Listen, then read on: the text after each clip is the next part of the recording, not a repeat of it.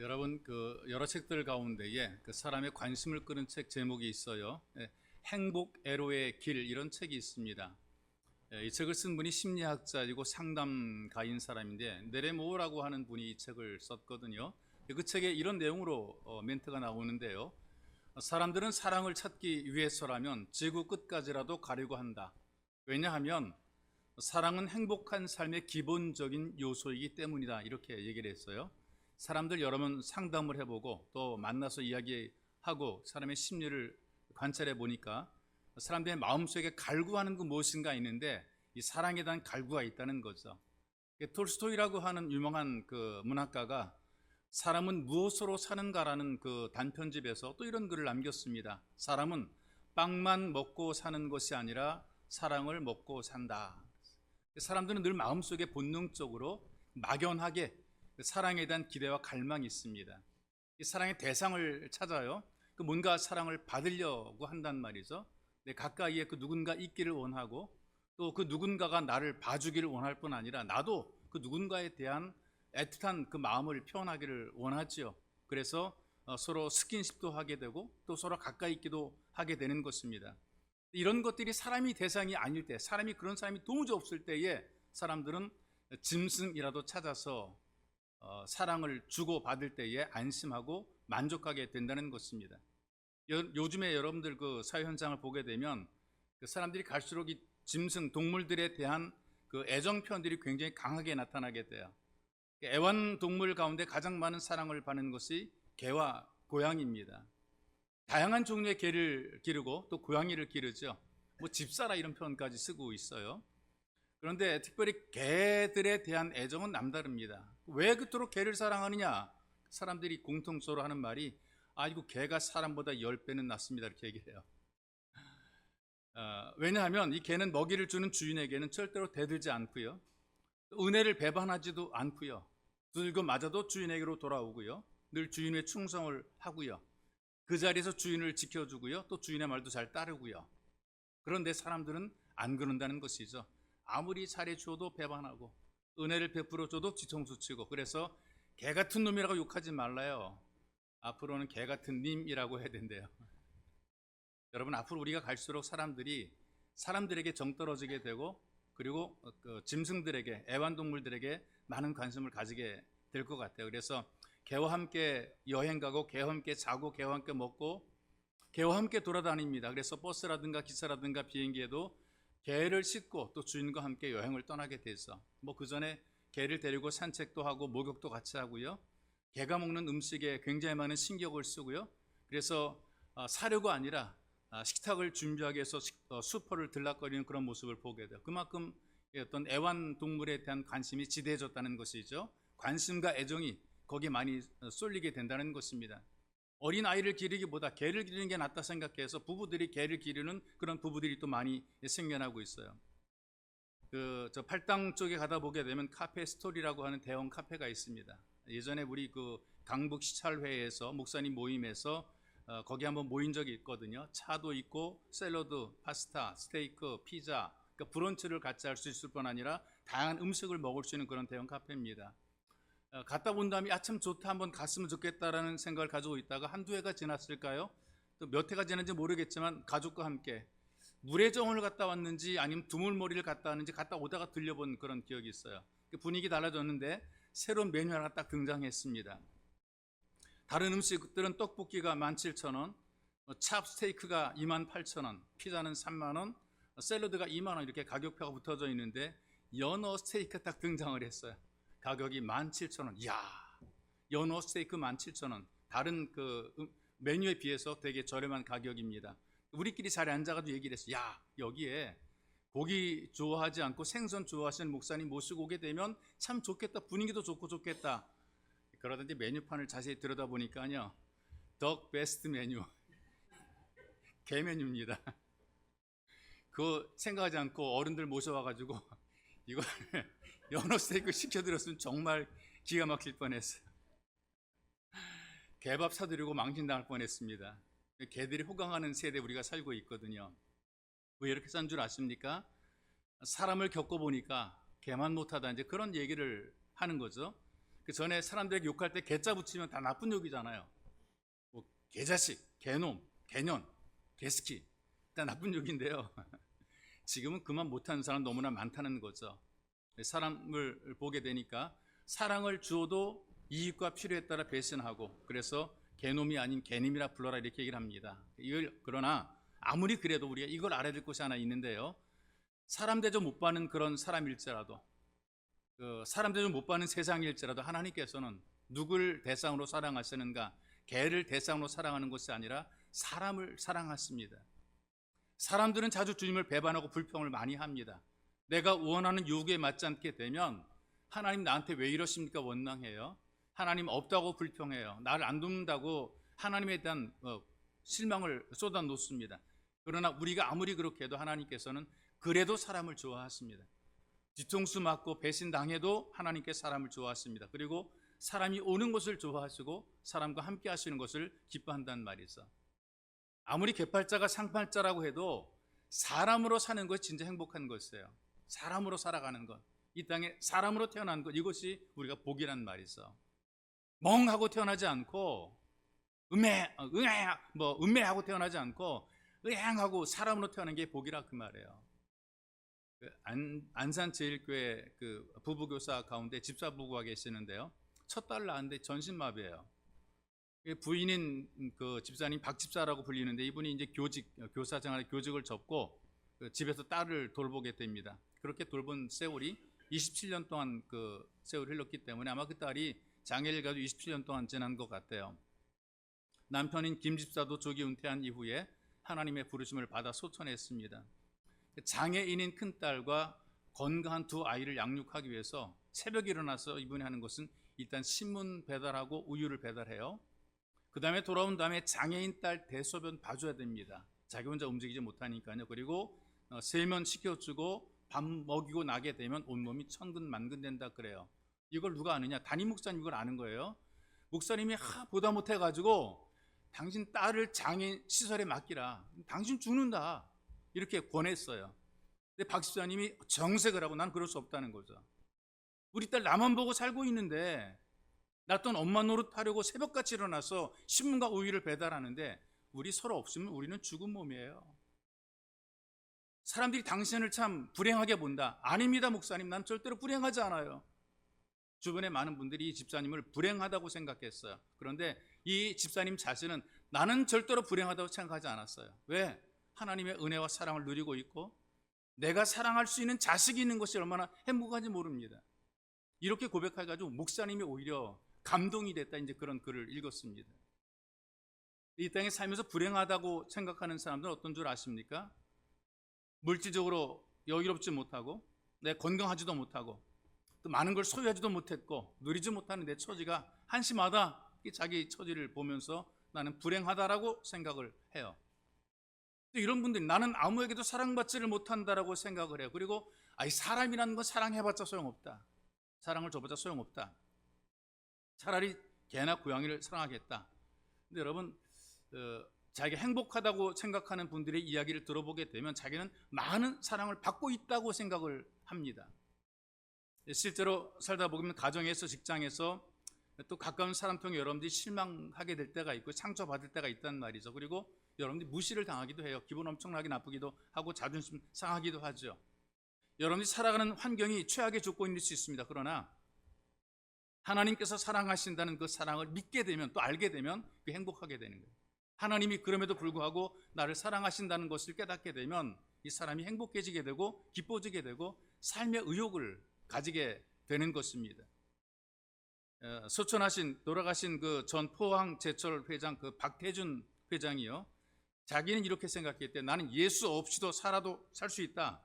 예수가 나한테 필요 없다 생각했어. 왜? 나는 부도 있고 건강하기도 하고 난 지위도 있고, 그런데 내가 왜 꼭 예수를 믿어야 되느냐, 이렇게 얘기를 했대요. 전도할 때마다 그렇게 반문했대요. 근데 어떤 것이 걸리게 되느냐 하면은 마음속에서 자라나는 미움을 이기지 못한다는 얘기죠. 너무나 억울하고 너무나 속상해서 너무나 미워서 사람을 죽이고 싶다는 거예요.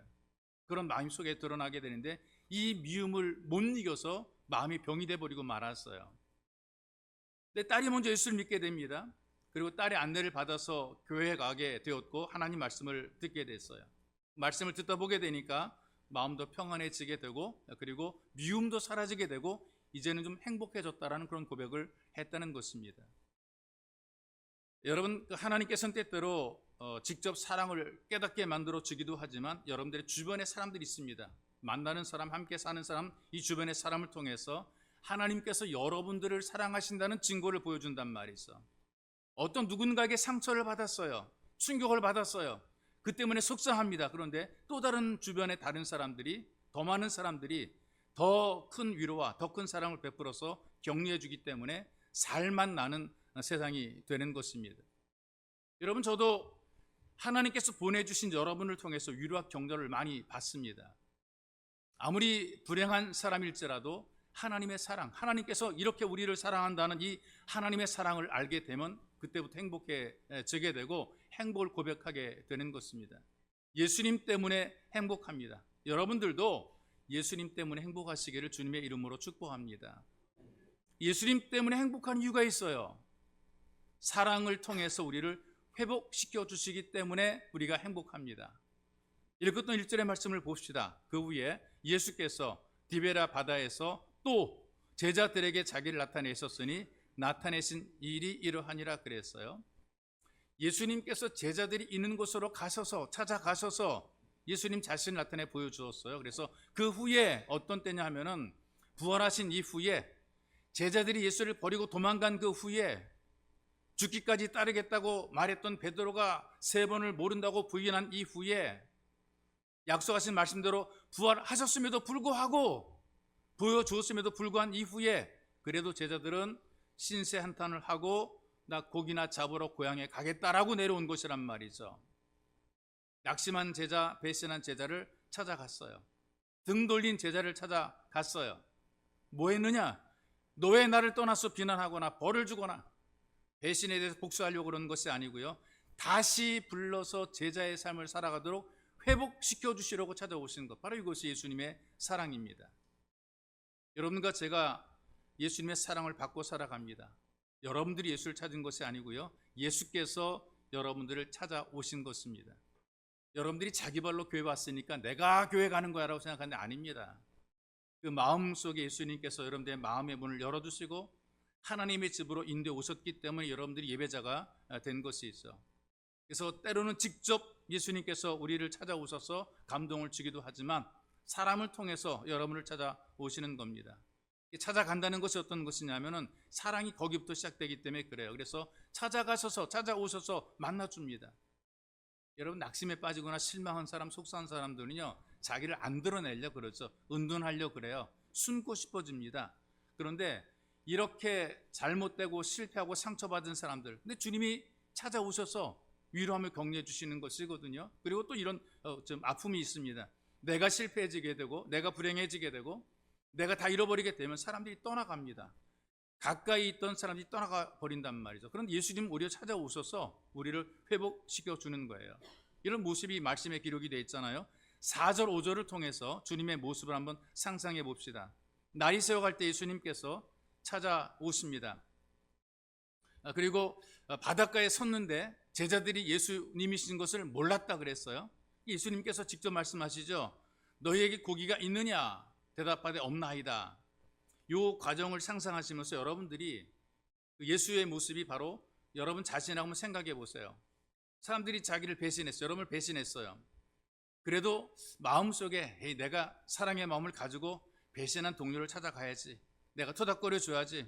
내가 좀 위로해 줘야지. 그런 마음을 가지고 찾아갔어요. 그들에게 보이려고 일부러 왔다리 갔다리 합니다. 나 여기 있다라고 뭐 왔다리 갔다리 하는데 그 사람들이 내가 왔는지도 모르는 거예요.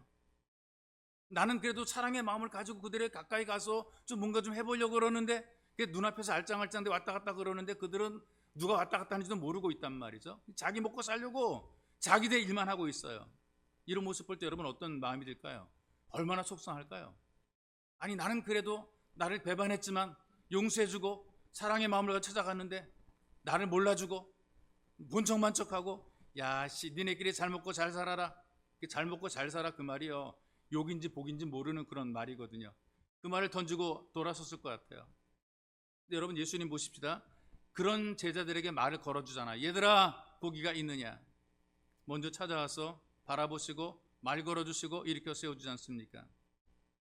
배려해 주시고 먼저 챙겨주시는 이 사랑을 여러분과 제가 누리고 있기 때문에 행복한 것입니다. 아담과 하와가 범죄한 이후에 두려움과 부끄러움이 밀려왔잖아요. 어찌할 줄 모르다가 그 벗은 몸을 잎새로 가리지 않습니까? 그리고 떨면서 숲으로 들어갔어요. 숨어 들어갔죠. 그때 하나님이 먼저 찾아오십니다. 그들을 불러주잖아요. 그리고 가죽 옷을 입혀서 그들의 부끄러움을 가려주십니다. 하나님께서는 우리를 사랑하시고 사람인 우리를 기뻐하십니다. 미숙합니다. 어리석습니다. 그런데 이런 미숙하고 어리석은 우리를 보시고도 하나님이 기뻐하시는 거예요. 여러분, 우리가 이 땅에서 본능적으로 아름다운 것과 예쁜 것과 좋은 것들을 찾아다니고 여행을 하게 되죠. 그래서 뭐 명산, 또 좋은 경치 있는 곳, 그런 곳을 찾아갑니다. 강이며 산이며 해변이며 경치 좋은 곳을 다녀오고 사진에 담는다 그 말이죠. 그런데 아무리 경치가 좋은 곳도 사람이 없으면 그 아름다움이 살아나지 못하게 되어 있습니다. 거기에 사람이 있으니까 아름다워지게 되는 거죠. 아무리 아름다운 자연이 있어도 거기에 사람이 등장해야 그 자연도 살아 움직이게 되어 있습니다. 하나님께서 이 자연 만물을 창조하시고 얼마나 기뻐하셨습니까? 좋으셨다 그랬잖아요. 그런데 사람을 지으신 이후에 뭐라고 하십니까? 심히 좋았더라. 너무나 기뻐하시는 거죠. 하나님이 사람을 이렇게 기뻐하시는 것입니다. 그래서 그 하나님께서 우리를 찾아주시고 바라보시고 말씀하십니다. 사랑을 보여주시고 사랑을 표현해 주는 것이란 말이죠. 그래서 여러분, 하나님 말씀을 듣거나 하나님의 은혜를 깨닫게 되면 하나님께서 우리를 얼마나 사랑하시는지, 내가 하나님께 얼마나 사랑받는 존재인지 이것을 깨닫게 됩니다. 이 땅에 살아가면서 자기를 사랑하는 그런 사람들이 있고, 나도 사랑받는다, 그리고 나는 행복하다라는 그런 느낌을 받도록 하나님께서 우리를 사랑해 주고 계시는 것입니다. 하나님께서 우리를 애틋하게 바라보시고 사랑하시는 거죠. 한 여리 화가가 있는데 이 사람이 이제 이런 고백을 해요. 자기는 처녀 때부터 외모에 약점이 있어 좀 주눅이 들었대요. 그렇다 전부 다 판 전체가 못생긴 것은 아니고요. 얼굴 가운데 한 군데가 좀 어떤 그 하자가 있어도 좀 이쁜 사람들은 그거 굉장히 신경 많이 쓰거든요. 근데 그 어떤 것이 하자냐면 바로 얼굴, 다 당당해 보이는 곳이 이제 문제가 생긴, 안 보이는 곳은 가려주면 되는데 이게 보여야 될 곳에 이게 이제 그 문제가 생긴 건데요. 눈썹이 보이잖아요. 눈썹이 거의 없는 그런 여인이거든요. 눈썹이 없는 게 뭐가 어떠냐 그러는데요. 여러분 한번 눈썹 밀어보세요. 면도로 한번 싹 밀어보세요. 어떠신지. 눈썹 없는 게 엄청나게 스트레스가 된 거죠. 그래서 매일 화장을 하고 눈썹을 진하게 그리고 다녔거든요. 연애를 했습니다. 그리고 사랑해서 결혼하게 됐죠. 결혼한 이후에도 남편에게 한 번도 자기 눈썹 없는 모습을 보여준 적이 없어요. 왜 그러냐? 핸디캡, 약점이고, 이것 때문에 혹시 자기를 미워하면 어떻게 할까? 사랑이 식어지면 어떻게 할까? 굉장히 스트레스를 많이 받았거든요. 그래서 남편보다 먼저 일어나서 눈썹을 그렸습니다. 자기 전에도 남편이 먼저 잠을 자야 자기가 늦게 잠들었어요. 약점 안 보이려고 애를 많이 쓴 거죠. 하루는 부부들이 모여서 등산을 다녀오게 됩니다. 근데 등산하는 게 생각처럼 쉬운 것은 아니거든요. 얕은 데가 아닌 높은 데 갔다 오게 되면 굉장히 힘들고 어렵습니다. 다리가 무거워지게 된다 이렇게 얘기를 하게 되거든요. 얼마나 힘들게 갔다 왔는지 몸을 씻을 기력조차 남아있지 않았어요. 그냥 널브러졌다라는 표현을 쓰게 널브러졌어요. 남편이 가만히 있으라고 하면서 물수건을 가지고 와서 아내 얼굴을 닦아주려고 그랬어요. 그러니까 놀라가지고 기겁합니다. 내가 지금까지 숨기고 살았던 눈썹의 비밀이 탄로날까봐 극구만이 아니라고, 괜찮다, 걱정하지 말라고, 아니라고. 근데 막무가내로 아니라 그래도 남편도 막무가내로 가만히 있으라고 내가 닦아주겠다 그러는 거예요. 근데 얼굴을 닦아주는 남편의 손길이 얼마나 조심스러운지 몰라요? 눈썹만 피해서 닦아주는 거예요. 진하게 칠한 그 눈썹인데 땀으로 흘러내리고 흐트러진 그 눈썹 다 닦아서 아름다운 눈썹 모양을 만들어줍니다. 화가가 두 번 노릇대잖아요. 잘 숨기느라고 노력해서 남편이 모를 줄 알았는데 다 알고 있는 거야. 속상해서 울었다 그래요. 그리고 다 알면서 모른 척 속아준 그 남편이, 자기를 배려준 그 남편이 얼마나 얼마나 좋은지, 얼마나 사랑스러운지 그 남편의 사랑에 감격해서 울었다 그래요. 이 사랑을 받으면 행복해지게 되는 것입니다. 이제는 숨기지 않아도 되는 것이거든요. 마음 안 줄여도 괜찮습니다. 남편은 눈썹이 없는 자기를 여전히 사랑하는 것 분명히 확실하게 알았기 때문에 그런 것이 있어. 여러분, 예수님께서는 우리의 허물과 약점이 있음에도 불구하고 다 덮어주었습니다. 다 가려줬습니다. 주눅든 우리들에게 괜찮아 먼저 찾아오셨습니다. 우리를 향해서 하나님의 사랑을 보여주었어요. 예수님의 사랑을 받고 사는 여러분들은 행복한 예배자인 것이 있죠. 우리의 사람됨을 회복시키시고 우리의 성도됨을 회복시키시고 예수 가족된 것을 회복시키시고 그 사랑을 누리게 만들어 놓으셨습니다. 예수의 사랑으로 행복하시기를 주님의 이름으로 축복합니다. 그리고 우리가 예수님의 사랑 때문에 행복한 이유가 있어요. 그 사랑으로 우리의 필요를 채워주시기 때문에 그렇습니다. 우리가 부족한 것들을 사랑으로 채워주신단 말이죠. 인도의 아버지라 불리우는 간디라는 사람 여러분들이 아실 줄 압니다. 이분이 급하게 그 출장을 가려고 기차를 딱 올라탔는데 기차에 올라타는 순간에 기차는 출발하고 너무나 급하게 올라타다 보게 되니까 신발 한 짝이 벗겨져 플랫폼 바닥에 떨어졌어요. 내려가 죽으려고 하는데 그럴 만한 시간도 없이 기차가 움직여서 출발하게 됩니다. 마음 같아서는 빨리 그 신발을 주우고 싶은데 그럴 만한 시간적 여유가 없어요. 그때 이 간디가 자기가 신고 있던 신발 한 짝도 벗어가 창밖으로 집어 던졌어요. 같이 있던 사람이 얘기를 합니다. 아니 아깝게 왜 버리냐고. 그랬더니 이렇게 얘기를 합니다. 신발 한 짝은 주어도 아무런 쓸모가 없는데 나머지 한 짝을 주게 되면 한 켤레가 되어서 그 누군가는 신발을 잘 신을 수 있을 것이다. 신발 한 짝은 쓸모가 없습니다. 그런데 한 켤레가 되게 되면 누구든지 어떤 사람이든지 필요하게 쓸 수 있는 것이 있죠. 이게 바로 사랑입니다. 사랑은 필요를 채워주는 것이거든요. 여러분 이 땅에 사는 사람들의 모습을 보게 되면 다 나를 채워달라고만 그래요. 내 필요를 채워달라고만 얘기하지. 그러니까 삭막한 거예요.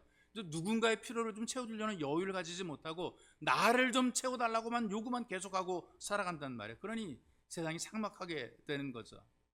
요즘에 그 출퇴근 시간에도 뭐 사람들이 꽉 찬 대중교통 이용하는 것은 사실인데요.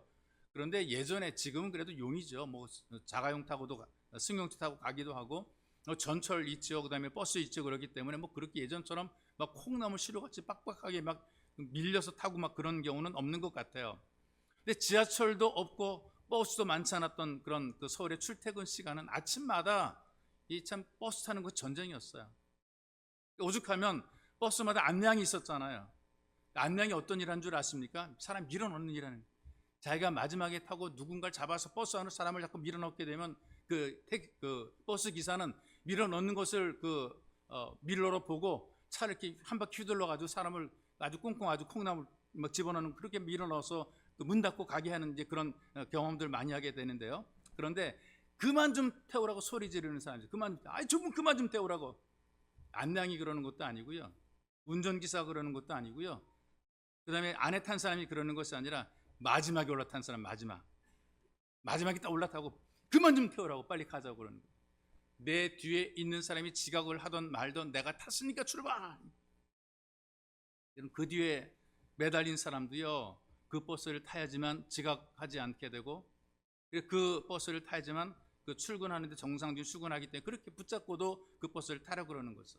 근데 모두가 다 나만 하면 됐고 나만 안전하면 괜찮고 나만 먹으면 괜찮고 나만 배부르면 됐고 나만 벌면 됐고 남에 대해서는 전혀 관심이 없어요. 다 나만 채워달라고 요구를 한다는 말이 있어.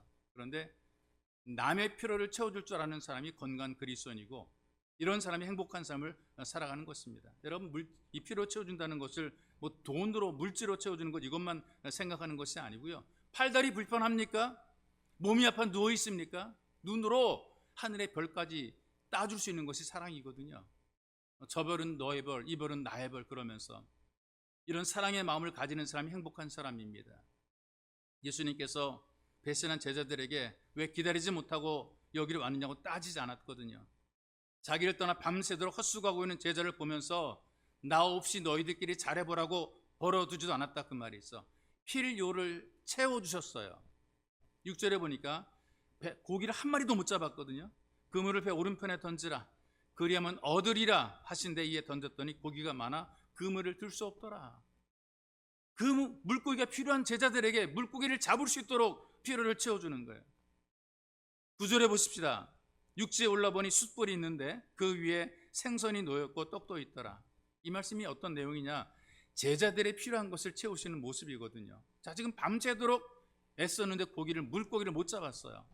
근데 그 물고기 예수님이 잡게 만들었어요. 물고기를 잡은 그들에게 일한 보람과 함께 먹을 수 있는 기쁨을 주시는 거란 말이죠. 밤새 수고한 것이 헛되지 않도록 배려해 주지 않습니까? 이 배려가 어떤 것이냐면은 조반을 만들어 놓으신 것이거든요. 아침 식사를 만들어 놓으셨습니다. 밤새 그물을 던졌으니 얼마나 힘들었겠습니까? 얼마나 배가 고팠겠습니까? 늦게까지 일하게 되면 배가 고프잖아요. 더 많이 배고프잖아요. 제자들은 밤새 일했기 때문에 배고팠을 거예요.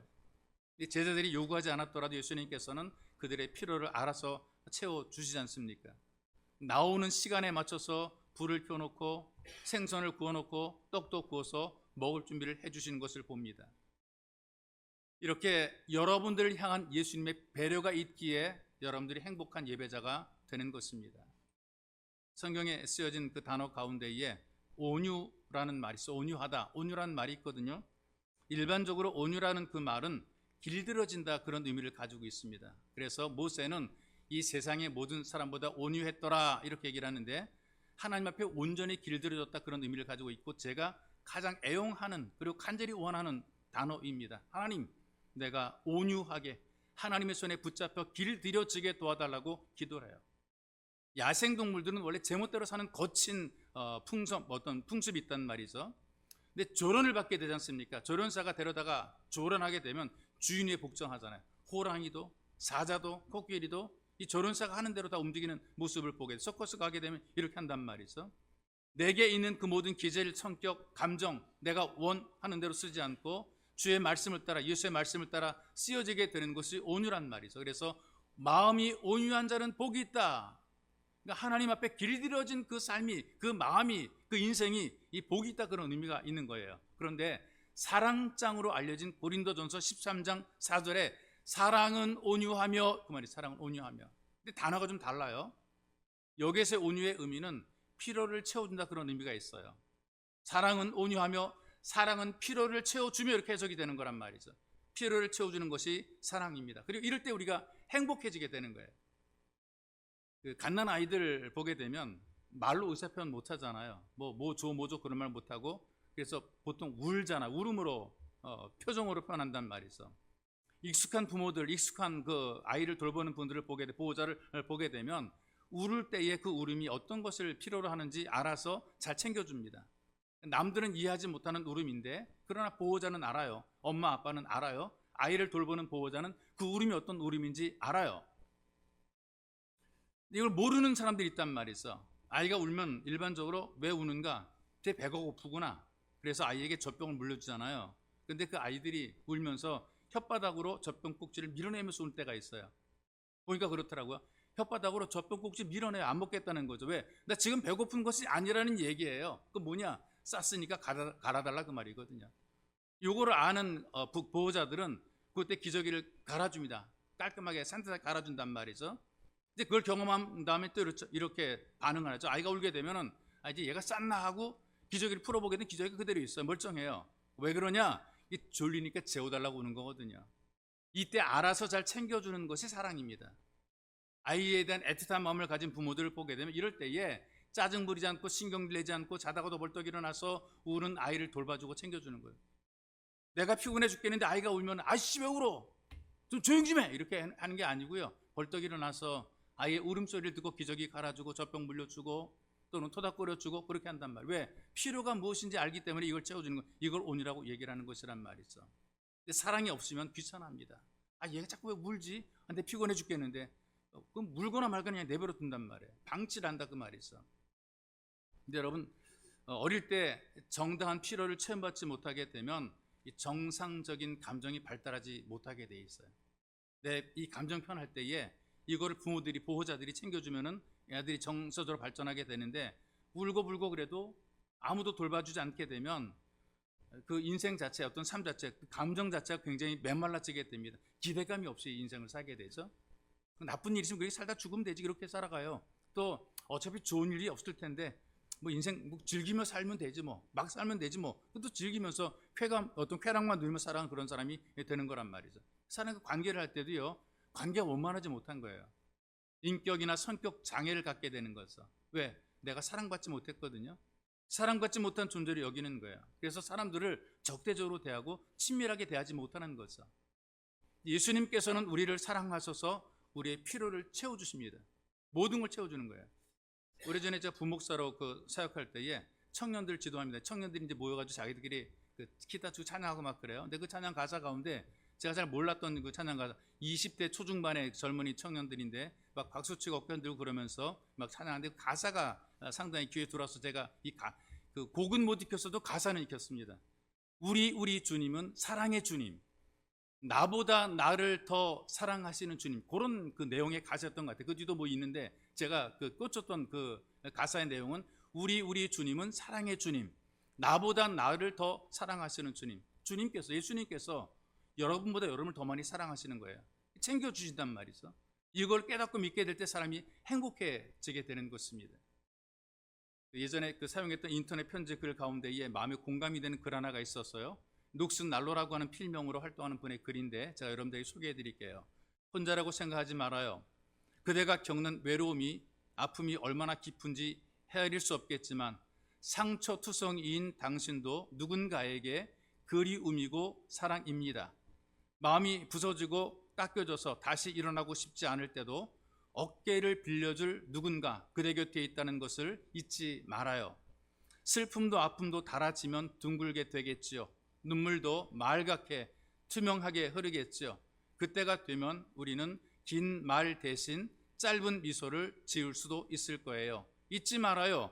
단지 그대가 거기 있는 것만으로도 고마운 사람이 있다는 것을.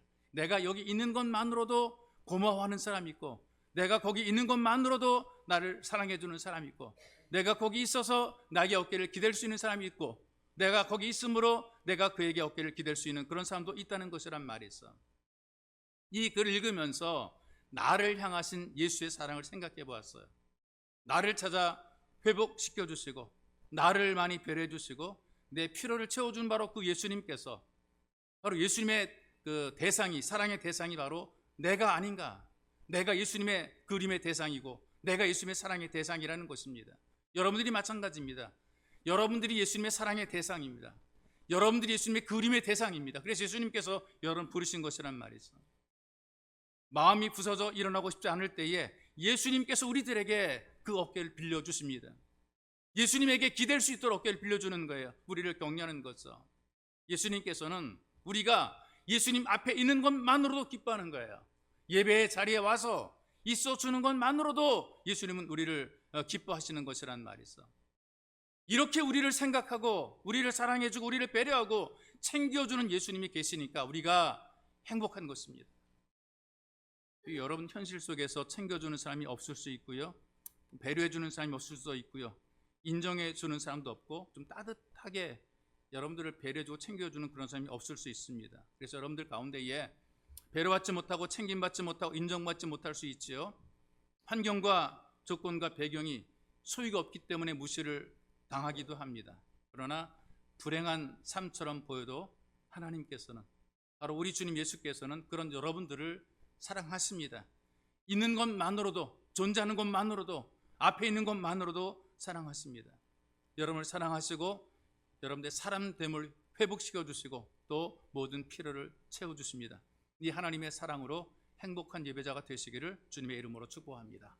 여러분 기도합시다. 기도할 때 이렇게 기도했으면 좋겠어요. 하나님, 사랑받지 못한다고 생각했는데 하나님의 사랑이 너무나 넘치고 크다는 것을 알게 하소서. 내 심령, 내 마음, 내 중심 속에 너무나 큽니다. 하나님의 사랑이 너무나 큽니다. 너무나 고맙고 감사합니다. 이 사랑을 느끼며 경험하는 삶 살게 만들어 주옵소서. 그리고 내 모든 것을 채워주시는, 내 필요를 채워주시는 하나님의 은혜와 사랑을 내가 기억합니다. 주님, 이 사랑으로 행복한 삶을 살게 만들어 주옵소서. 이 사랑으로 행복해지게 도와주시고 이 사랑 때문에 힘을 내게 하시고 용기를 갖게 도와주시며 세상에 나가서 사람들에게 도움과 유익을 주는 삶을 살아갈 수 있도록, 복의 통로로 살아갈 수 있도록 하나님, 이 하나님의 사랑이 내게 충만히 느껴지며 깨달아지게 도와주옵소서. 여러분들이 함께 기도하기 원합니다. 함께 기도하시겠습니다. 살아계신 아버지 고맙고 감사합니다. 우리에게 은총을 베풀어 주어서 우리가 있는 것만으로, 내가 여기 온 것만으로, 얼굴을 하나님 앞에 보이는 것만으로도 우리를 사랑해 주시는 하나님, 그냥 있는 기도로 기뻐하시는 하나님, 산산이 부족해 깨어진 심령일지라도 우리를 봐주시고 돌보시며 챙겨주시는 참 좋으신 하나님 아버지, 이 하나님의 사랑을 느끼며 경험하며 깨닫게 만들어 주옵소서. 사랑이 크시는 것을 알게 만들어 주옵소서. 놀라운 주의 사랑인 것을 알게 붙잡아 주옵소서. 대단한 주의 사랑인 것을 알게 붙잡아 주옵소서. 하나님의 놀라운 능력의 손길로 우리를 돌보시는 하나님의 사랑의 손길이, 사랑의 눈길이, 하나님의 사랑의 말씀 있게 우리가 그렇게 도와주시고 주 앞에 오게 했사오니 하나님 감사합니다. 우리 사랑을 받은 자가 되어서, 사랑에 충만한 자가 되어서, 사랑에 넉넉한 자가 되어서 하나님 앞에 귀하게 쓰임하는 복이 있는 삶을 살기 붙잡아 주게 해주옵소서. 시마다 때마다 우리가 신 하나님, 우리의 약한 부족함을 하셔 들려주어주시고 우리가 우리의 도리를 다 역할과 삶을 감당할 수 있도록 하나님 인도하시고 하나님을 수고합니다. 하나님께 사랑받은 존귀한 존재가 되어서 하나님의 사람으로 귀하고 의미있게 일하며 쓰임받으며 복되게 살아가는 예배자가 되게 주께서 은혜를 더입어 주시옵소서.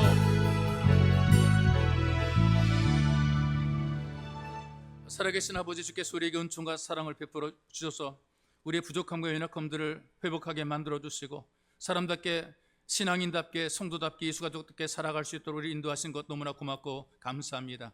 우리가 회복이 되어 주님의 뜻을 순종해서 하나님의 사람답게 세상을 복되게 만든 일에 귀하게 쓰임받도록 은혜를 베풀어 주시고 우리가 먼저 하나님의 귀한 사랑을 깨달아 우리가 회복이 되고 치유가 되어서 강하고 담대한 믿음의 사람으로 세워지기를 하나님 간절히 원합니다. 살다 보게 되면 주님, 우리가 외롭고 쓸쓸하며 절망과 저절에 빠질 때가 있고 사랑받지 못하는 서러움 속에 살 때가 있으나 주님, 우리를 있는 그대로 사랑해 주시고 하나님, 우리의 모습 그대로 사랑하셔서 우리를 받아주시고 우리를 기뻐하시는 것 고맙고 감사합니다.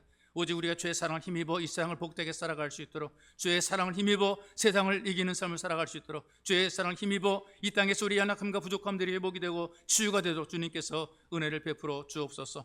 주의 모든 필요를 채워주시는 전능하신 하나님의 은혜와 능력을 힘입어서 필요가 채워져 당당해지는 하나님의 자녀, 예수 가족이 되도록 은총 베풀어 주옵소서. 보배로 오신 예수님의 이름으로 기도하옵나이다.